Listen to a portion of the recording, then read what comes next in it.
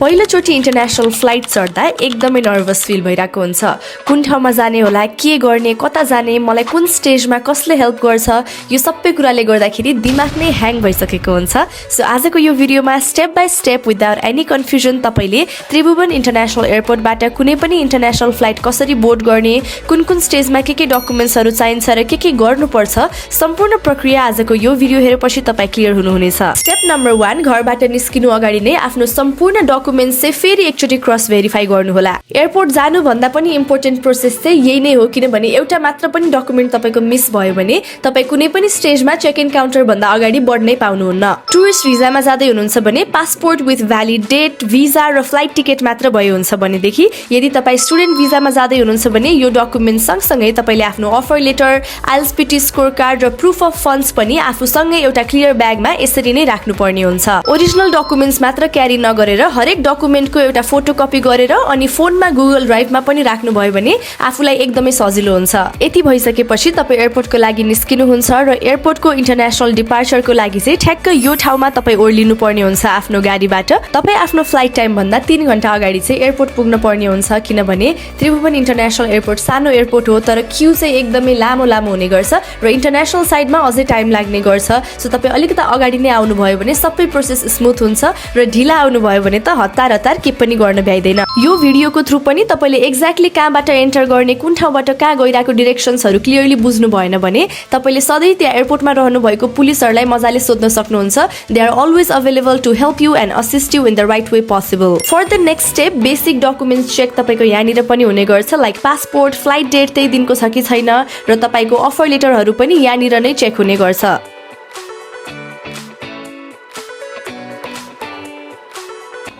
अब यहाँ चाहिँ हाम्रो 2-4 डकुमेन्ट्सहरू चेक हुन्छ, like passport, if you going on student visa, offer letter, admission लेटरहरू पनि यही चेक हुन्छ र फ्लाइटको टिकट चाहिँ तपाईँले प्रिन्ट गरेर ल्याउनु होला। यसरी उनीहरूले माग्न नपाई देखाउने गरी एकदम इजिली एक्सेसिबल वेमा चाहिँ तपाईँले राख्नुपर्ने हुन्छ।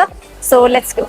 अब अफिसर्सहरूले चेक गर्नुभएको भिडियो बनाउन मिलेन, जस तपाईँले कुरा चाहिँ बुझिहाल्नु भयो होला। यो स्टेप पछि तपाईँको हुन्छ सेक्युरिटी चेक, जसमा पुलिस अफिसर्सले तपाईँको बडीलाई थोरोली चेक गर्नुहुन्छ फर मेटल्स र तपाईँको ह्यान्ड क्यारी र लगेजलाई पनि यसरी एउटा स्क्यान मसिनको थ्रु निकाल्नु पर्ने हुन्छ।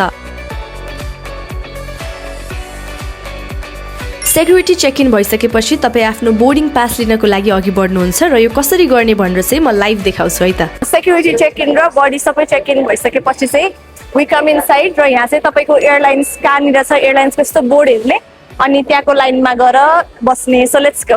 अरू इन्टरनेसनल एयरपोर्टहरूमा चाहिँ एकदमै ठुल्ठुलो बोर्डमा तपाईँले क्लियरली नै देख्न सक्नुहुन्छ भनेदेखि हाम्रो त्रिभुवन इन्टरनेसनल एयरपोर्टमा चाहिँ सानो सानो बोर्डमा तपाईँ कुन एयरलाइन्सबाट जाँदै हुनुहुन्छ त्यसको लोगो देखेर तपाईँले चिन्नुपर्ने हुन्छ र त्यसमा पनि तपाईँलाई केही कन्फ्युजन लागिरहेको छ भनेदेखि त्यहाँ वरिपरि टन्नै पुलिस अफिसर्सहरू भेट्न सक्नुहुन्छ। तपाईँले उहाँहरूलाई सोध्नुभयो भने उहाँले मजाले हेल्प गर्नुहुन्छ।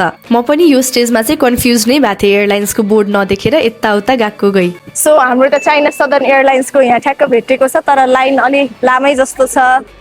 ओके, अब एकछिन यहाँ लाइनमा होल्ड गर्नु पर्यो। लाइन चाहिँ अलि लामै थियो, सो त्यो बेलासम्म चाहिँ मैले यसरी मेटा ग्लासेस ट्राई गरिरहेको थिएँ। हाम्रो एकजना टिम मेम्बरको मेटा ग्लास थियो, so I was trying that while waiting on the queue. यसपछिको स्टेजमा तपाईँले आफ्नो बोर्डिङ पास लिनुहुन्छ र लगेजलाई यहीँनिर छोड्नुहुन्छ र त्यसमा चाहिँ के ध्यान दिनुपर्छ हेरौँ है त। अब चाहिँ हामी चेक इन काउन्टरमा आएको छौँ। चेक इन काउन्टरमा चाहिँ तपाईँको यो डकुमेन्ट्सहरू, पासपोर्टहरू एभ्रिथिङ हुन्छ र यो ब्याग जुन हामीले त्यहाँ लगेजमा छोड्छौँ त्यो चाहिँ यही छोडेर जानुपर्ने हुन्छ। सिधै हाम्रो अब फ्लाइटमा आउँछ यो चाहिँ र हाम्रो ह्यान्ड क्यारी छ भनेदेखि त्यो चाहिँ हामीले आफूसँग यहाँबाट बोक्नुपर्ने हुन्छ र ह्यान्ड क्यारीमा चाहिँ तपाईँले आफ्नो इलेक्ट्रोनिक डिभाइसहरू के छ त्यो सबै यसमा राख्नुपर्ने हुन्छ भनेदेखि तपाईँको लिक्विडहरू छ अथवा त्यस्तो सामानहरू केही छ, हात हतियार के भन्छ नाइफ्सहरू, चक्कुहरू छ भने चाहिँ हामीले यो लगेजमा चाहिँ प्याक गरेर राख्नुपर्ने हुन्छ र हरेक एयरलाइन्सको चाहिँ छुट्टै छुट्टै वेट लिमिट हुन्छ, क्यारी वेटेजहरू सबैको छुट्टै हुन्छ।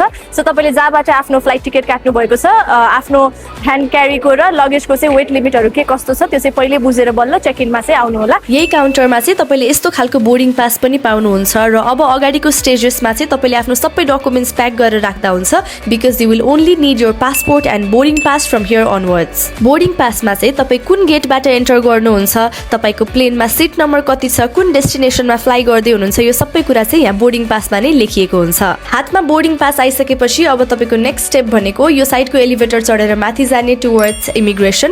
र इमिग्रेसनमा चाहिँ धेरैजना डराउनुहुन्छ बिकज त्यहाँ चाहिँ अफिसर्सहरूले तपाईँलाई क्वेसन सोध्नुहुन्छ है। सो एभ्रिथिङ तपाईँले अनेस्टली टु द पोइन्ट भन्नुभयो भने यता डराउनु पर्ने त्यस्तो खासै केही पनि हुँदैन। यही स्टेजमा चाहिँ इमिग्रेसन अफिसर्सले तपाईँको पासपोर्टमा स्ट्याम्प लाउनुहुन्छ, तपाईँको क्विकली एउटा फोटो खिच्नुहुन्छ र सर्ट Q&A गर्नुहुन्छ, which will be very quick if you answer confidently. हामीले भर्खरै इमिग्रेसन चेक गऱ्यौँ अनि इमिग्रेसन चेकमा चाहिँ तपाईँको बेसिक क्वेसन्सहरू सोध्छ, कहाँ जाँदै हुनुहुन्छ, के हो पर्पस भिजिटको, अनि कुन भिजामा जाँदै हुनुहुन्छ यस्तो सोध्छ। अनि त्यहाँ चाहिँ भिडियो रेकर्ड गर्न मिल्दैन, सो म त्यहाँ भिडियो रेकर्ड गरिनँ। अब चाहिँ हामी यहाँबाट अगाडि जाँदैछौँ र यहाँ चाहिँ तपाईँको अब बेल्टहरू जुत्ताहरू सबै निकालेर चाहिँ एकचोटि फेरि बडीको चाहिँ थोरोली सबै सेक्युरिटी चेक हुन्छ, त्यसपछि चाहिँ हामी पास हुन्छौँ इमिग्रेसनबाट। It actually looks like this. तपाईँ अगाडि जानुहुन्छ, त्यहाँनिर ट्रेहरू अभाइलेबल हुन्छ, ट्रे निकालेर राख्नुहुन्छ र त्यहाँनिर तपाईँले आफ्नो इलेक्ट्रोनिक डिभाइसेसहरू के छ सबै राख्नुहुन्छ। इलेक्ट्रोनिक डिभाइसेसको माथि यसरी ब्यागहरू चाहिँ राख्न पाइँदैन, बरु तपाईँलाई चाहिन्छ भने अर्को पनि एडिसनल ट्रे तपाईँले 2-3टा ट्रेहरू मजाले युज गर्न सक्नुहुन्छ। जुत्ताहरू सबै निकाल्नु पर्यो, डिभाइसेसहरू सबै निकाल्नु पर्यो, सानो ह्यान्ड क्यारी छ भने त्यो पनि निकाल्नु पर्यो। र यदि तपाईँको ब्यागमा लोसन, स्याम्पू अरू कुनै पनि लिक्विड छ भनेदेखि त्यो चाहिँ यहाँनिर ठ्याक्क डस्टबिनमा तपाईँको फालिदिन्छ। सो कुनै पनि लिक्विड तपाईँले ह्यान्ड क्यारीमा आफूसँग बोक्न पाउनुहुन्न।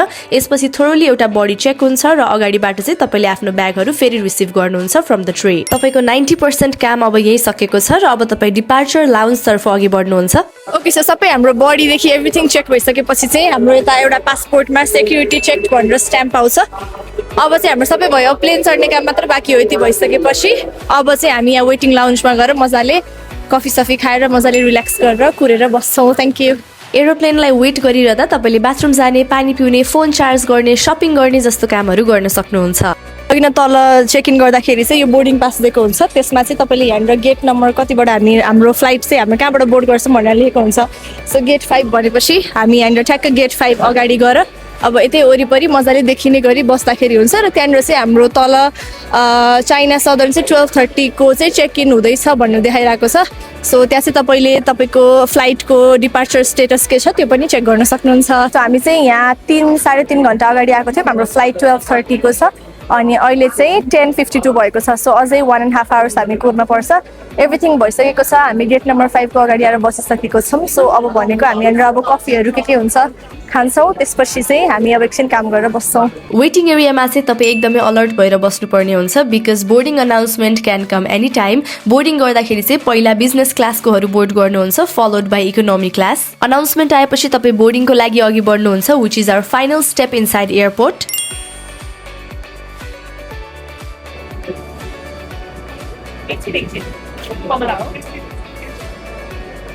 It's only at Tribhuvan International Airport that you will have to get inside a bus before getting inside a plane. So yeah, हामी ठ्याक्क त्यही नै गर्दैछौँ। अब यो बसले चाहिँ हामीलाई प्लेनसम्म छोडिदिन्छ।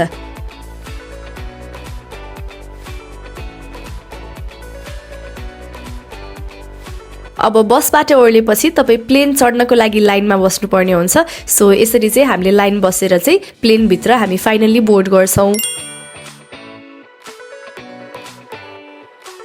अब फ्लाइट चढ्ने आफ्नो सिट नम्बर, यहाँ बोर्डिङ पासमा सिट नम्बर हुन्छ, सिट नम्बर हेर्ने। आई थिङ्क आधी बोर्डिङ पास उनीहरूले त्यही च्यातेर राख्यो। मेरो यहाँनिर सिट नम्बर 64C छ। सो कुन ठाउँमा छ भनेर थाहा छैन भनेदेखि we can always take help from air hostess. अब बोर्ड गरौँ। This moment right here, you're taking your last few steps in Nepal and you're walking out of Nepal into a completely new chapter of your life. Whatever dream has brought you here to this airport today, you have made it to this point and for that you should be really proud of yourself. Okay, now that you're on a plane, first मा त तपाईले आफ्नो seat number find गरेर त्यहाँ गएर बस्नु पर्यो। त्यसपछि आफ्नो ओभरहेड बिनमा आफ्नो ब्याग्सहरू राख्नु छ भनेदेखि त्यो राख्नु पर्यो and you must always buckle your seat belt. र फ्लाइटमा तपाईलाई एडिशनल ब्ल्याङ्केटहरू चाहिन्छ, पानी चाहिन्छ, भोक लागेको छ भने you can just press the call button above your seat and you will literally get it right there. Air hostess are always there to help you, so never hesitate. So that's it. Thank you for watching this video till the end and see you in the next one.